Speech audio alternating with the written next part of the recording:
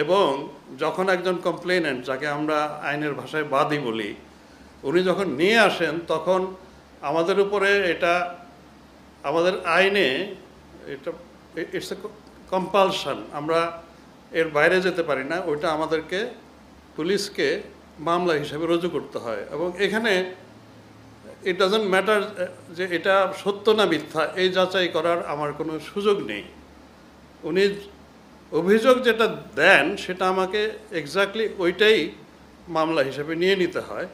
এরপর তদন্তে গিয়ে আমি দেখি যে আসলে কতটুকু সত্য কতটুকু মিথ্যা। সত্য অংশটুকুই আমরা তদন্তে উঠিয়ে নিয়ে আদালতের কাছে পাঠাই যে এই অপরাধটা হয়েছে। এখন যেটা 5ই আগস্টের পরে দেখা গেছে, আপনি মানে ভেরি রাইটলি সেড, অনেকে ওই অসৎ উদ্দেশ্যে মানুষের কাছ থেকে অর্থ আদায়ের জন্য হ্যারাস করার জন্য, এবং গতকালও একটা হয়েছে। তো এটা আমি আপনাদের সকলকে নিশ্চিন্ত করতে পারি আপনাদের মাধ্যমে দেশবাসীকে যে আমরা শুরু থেকে, স্বরাষ্ট্র মন্ত্রণালয় বলেছেন, আমি নিজে বলেছি, এবং পুলিশের সকল পর্যায়ের কর্মকর্তারা এই নির্দেশ পেয়েছেন যে নিরীহ লোককে যেন গ্রেপ্তার করা না হয়, নিরীহ লোককে যেন হয়রানি করা না হয়।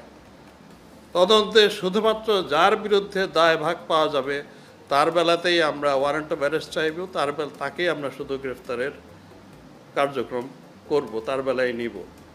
কিন্তু এই যে যেটাকে মিথ্যা মামলা বলছেন, মামলাটা মিথ্যা না, মামলাটা সত্যই, কিন্তু অতিরিক্ত আসামির সংখ্যা বাড়িয়ে দেওয়া, এই জায়গাটা আমরা বন্ধ করতে পারছি না। এটা আসলে আইনে আমাদের এই সীমাবদ্ধতাটা রয়েছে।